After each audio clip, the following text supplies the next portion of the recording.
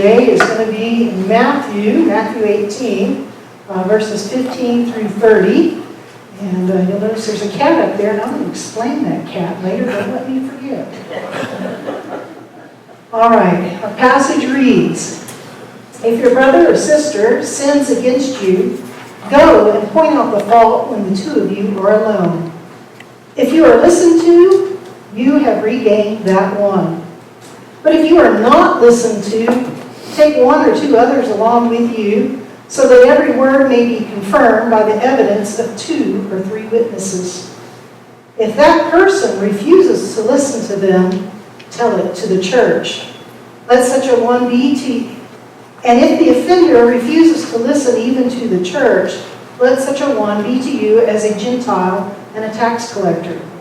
Truly I tell you, whatever you bind on earth will be bound in heaven, and whatever you loose on earth will be loosed in heaven. Again, truly I tell you, if 2 of you agree on earth about anything you ask, it will be done for you by my Father in heaven. But where 2 or 3 are gathered in my name, I am there among them." It's so nice when Jesus or God spells it out in a plan. In a step-by-step plan, right? It's so nice. I mean, I love a good plan. And there are so many things that God tells us, do this, do that, and that leaves me scratching my head. How? God, how do I do that? So I appreciate a 3-step plan. Great. But does it always work? No? You don't think it always works? I wonder if it's the fault of the plan. Probably not. Well, we've got 2 people that are going to demonstrate for us this plan in action, and y'all tell me whether you think it works or not.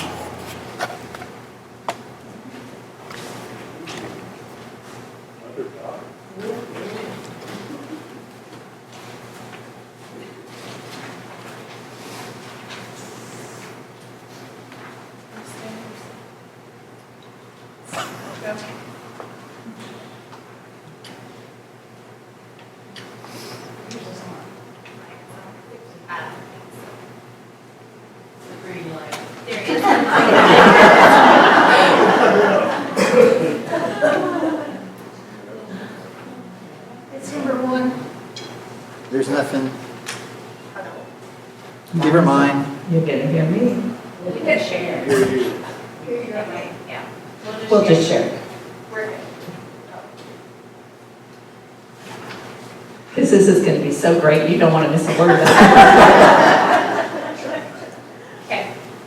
You know, Jen, I really can't stand Tinker. She really hurt my feelings the other day when we were in a meeting together. Did you talk to her about it? Well, I'm not really comfortable doing that. And shouldn't she already know she hurt my feelings? She was there. Well, Jesus and my mom says that you should always try to work things out. You should talk to her. Perhaps it's just a misunderstanding. I'll think about it.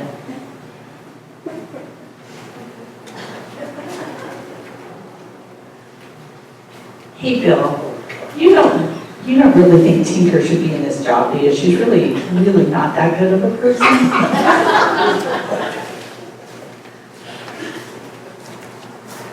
I'm thinking,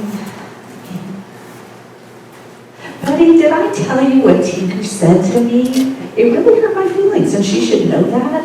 I think, I'm not so sure that we should have her hanging out here.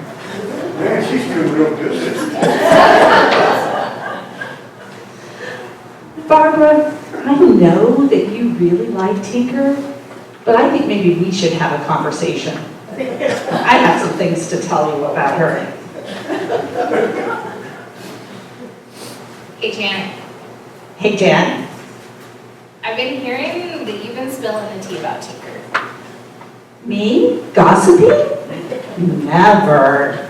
I've been making people aware of what kind of person Tinker is. Did you actually talk to Tinker out loud and not in your head? No, I did not. well, in the Bible, in a book called Matthew, Jesus tells us to deal with hurt feelings and other conflict and telling others behind someone's back. That's not it. That's not what that means at all. Ah. Well, what does it say then? Well, here, let me read it to you. If your brother or sister, that means Tinker, sins against you, go and point out the fault when the two of you are alone by yourself. Do you know what that word means? Yes. Okay. So far, so good. If you are listened to, you have regained that one. But if you are not listened to, take one or two others along with you, so that every word may be confirmed by the evidence of 2 or 3 witnesses.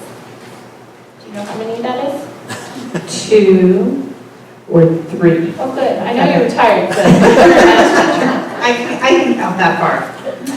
if that person refuses to listen to them, tell it to the church. And if the offender refuses to listen even to the church, let such a one be to you as a Gentile and a tax collector. Oh, I get it. So if I talk to Tinker first, then I can tell everyone in the church, and then we can even kick her out and treat her like an IRS auditor. No. You don't get it. All right. Tell me more. It isn't about punishment. It's about reconciliation. I know that's a big word for you, but I know you're smart too. Trying to work things out is what that word means. Fine. I'll talk to Tinker. Hey, Janet, I got your email. Can we talk? I think we had a little misunderstanding. There is no misunderstanding. You said what you said, and I heard it. Since you obviously aren't sorry about what you said, I'm going to talk to the church board and get you removed. I'm doing it your way. We're going to have an emergency board meeting to excommunicate Tinker tomorrow. What? No. What? Janet, what? Excommunicate. I know it's a big word, but you're smart. I think you know what it means. What did Tinker say when you talked to her? Like I said, we are talking to the board tomorrow, and then we'll excommunicate her. First off, what did the board say when you talked to her? And more importantly, you're supposed to talk to Tinker and try to fix it. I did talk to Tinker. And what did she say? I don't really remember. She said something along the lines of a misunderstanding. But what does that matter? Obviously, I'm still hurt. Okay. The point of what Jesus said was to try and fix things, not to rush kicking somebody out of the church. Besides, excommunication isn't something that Jesus wanted to do anyway. No? No. You are trying to work it out between the two of you. If that doesn't work, you get together with a small group to try to work it out. I'm doing that tomorrow with the board. They're a small group. I'm sure they're going to decide to kick her out after what I tell them what she did to me. You're like talking to my 9th graders. Holy moly. Well, I hope it doesn't come to that. The goal is to try and make amends. Right. You said if that doesn't work, we can kick her out and treat her like a non-believer. Okay, let's go about it this way. How did Jesus treat non-believers? You know, Matthew, he was a tax collector. Zacchaeus, another tax collector. The story of the Samaritan woman. Jesus was accused of spending a disproportionate amount of time with tax collectors and sinners. He was trying to reconcile with them. This is the passage in Matthew. We do everything we can to stay friends, and when that fails, we start over to win them back again. So, it's not about punishment, it's about love. Okay, I think I'm starting to get it. So you're gonna go cancel that emergency board meeting right now? Okay, and then I'll give Tinker a call.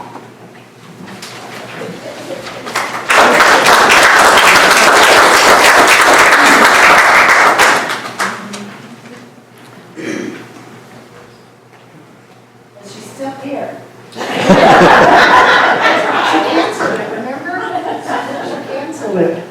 All right, I don't think I need to preach. No, I am. But first, I've got 3 takeaways, and then remind me about the cat. All right, so I hope what you got from this, it isn't just following the steps. There's a little bit more to it, right? There's a how do we follow those steps. So it takes a little bit of heart to follow those steps. So that's kind of what I wanted to talk about a little bit today, if I can have. Oh, yeah, okay. Now you have control. There you go. There we go. It is. So it's the how of the how we do it. And the first thing we noticed was it takes effort, doesn't it? Effort. To really want to work it out. So you put effort into it. And Jesus isn't giving us a list of things on how to punish someone. He's telling us, put a lot of effort into it. Don't just do 1 step. Don't just do 2 steps. Keep trying. And a matter of fact, when Jesus says, I want you to treat them like a tax collector or a Gentile, who did he spend a lot of time with? Yeah, he spent a lot of time with them. So much so that people thought he was like partying all the time with bad folks. That was effort. He was putting effort into people.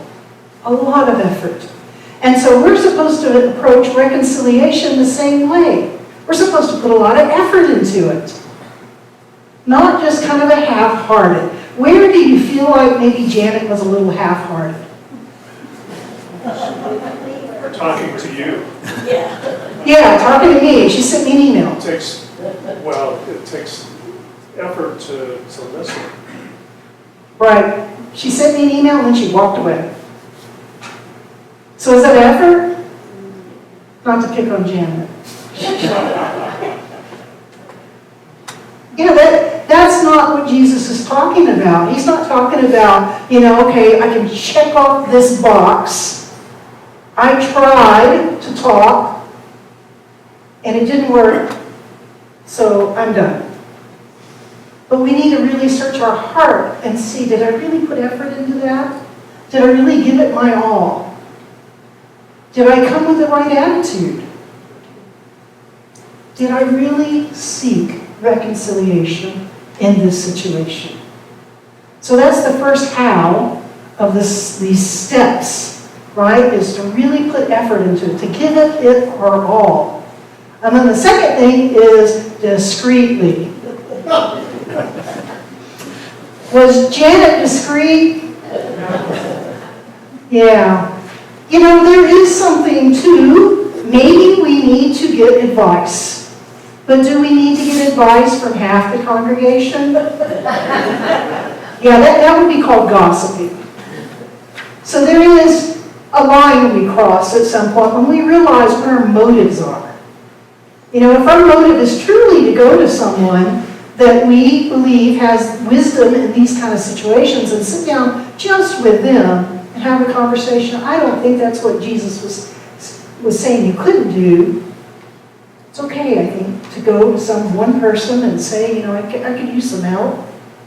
But when you find yourself going from person to person to person, just in the hope that maybe you could plant some bad seeds about somebody, that's really not giving it our all. That is not what God is talking about in this passage. That's not the attitude that Jesus is trying to get us to follow. His goal is that we will make it right, that we will try whatever we can to work this out. Not to get half the congregation mad at someone else. Right? So, discreetly means that we involve as few people as possible. That we try to really work it out with that one person. That we go to them and sit down with them and try to have a conversation. And email's not necessarily a bad thing, but have you ever taken an email wrong, or have you ever had anyone take an email wrong? Yeah, you gotta be a little careful with text and emails. So I actually heard a thing on the radio the other day, a couple almost got a divorce over a joke a husband sent to his wife over text that she did not think was a joke. So things can go really bad. So yeah, discretion. And then the final one is with no end in mind. So Jesus, when he says, treat someone like a tax collector or a Gentile, I think we look at that passage and say, I can excommunicate him, kick him out, and I don't have to worry about him anymore. And yet, who is Jesus most worried about? Who did he say he came to heal? The people that didn't need a doctor or the people that needed a doctor? The people that needed a doctor. So Jesus is telling us is that there's no end to trying to reconcile. There's no end. Now certainly the other person can close the gate and say, I don't want anything to do with you anymore, and there's nothing more you can do on your part other than to continue to pray for them. But we don't want to harbor in our hearts ill will. We don't want to close the door just in case they ever come back. We want to be there just in case. All right, so the cat. The reason I had the cat up there is to remind me to tell you all a story. And I tell you all this story not because I did things right in this story. I actually had the wrong motives. But it's a story that gives an example of when we put effort into something, what a difference it makes. When I was growing up, almost all of my aunts and uncles lived within walking distance of my house. My grandmother had 20 acres, and it had all been divided up, and different brothers and sisters all lived near each other. And one of my uncles chose to live with my grandmother. He built himself a little house right next to her house. And guess what he did not like? Anybody. Especially kids. And cats. Oh, he loved cats. But he did not like kids. And we had long since quit trying to have a conversation with him. If you tried to talk to him, I am not kidding, he would spit tobacco on the ground. That was about it. That was the extent of a conversation you could have with my uncle. I mean, he wasn't just saying, don't talk to me, I'm not going to respond. He was spitting on the grass. Well, one summer, I decided I was going to get my uncle to talk. Whatever it took, whatever effort I had to put into it, whatever scheme it took, I was going to get my uncle to talk. And so he would sit on this porch, my grandmother's porch, and there was all these cats. He loved cats, and he fed all these cats that hung around.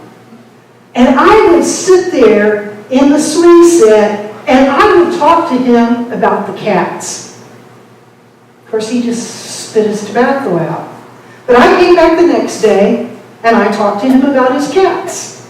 And the next day, and the next day, and the next day.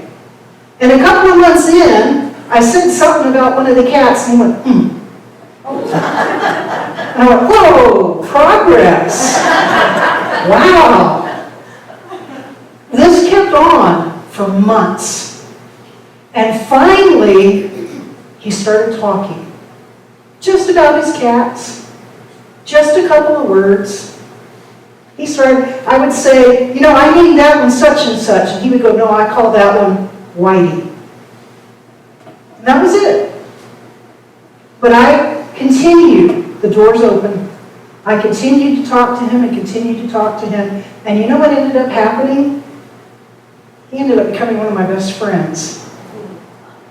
And he's the one that taught me how to repair bicycles. I got to spend a lot of time with him. We used to collect aluminum cans. Every summer we collected aluminum cans, and at the end of the summer, my uncle would take us all down, and we would buy ice cream, the Napoleon. Remember how it used to come in a cardboard box? Yeah, and it was me and my brothers, because he actually got to the point where he talked to my brothers now. And he would actually go down and we'd buy Nutter Butters and a thing of that ice cream, and we would just simply take that ice cream box and rip the cardboard off and lay it on the top of the car and just carve it up and eat it.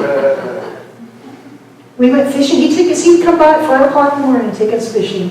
And then he started spending time with my mom and dad as well. All because I wouldn't give up. Now, my motives were not godly. It was just a determined kid, you know? But can you imagine if my motives had been good? What a difference it might have made? Can you see what effort can make a difference in reconciling a relationship? Just building a relationship? Just finding a way to interact with someone and continue that relationship. That's what Jesus wants in this passage. It's not a step-by-step guide to get Tinker excommunicated. You know? This is Jesus saying, I want you to put so much effort into this. And if your effort isn't enough, then get the church involved. Get people in the church that are going to pray, that are going to help, that are going to be mediators, that are also going to be part of the solution. And gosh, if that doesn't work, then you know what? Treat them like an unbeliever, someone that you're determined to get back into the fold. That's what this passage is telling us. So I pray that you all think about that. You'll all think about cats this week, because that was the door for me and my uncle. But find a door. Find a door, and remember, God wants us to keep trying. Amen.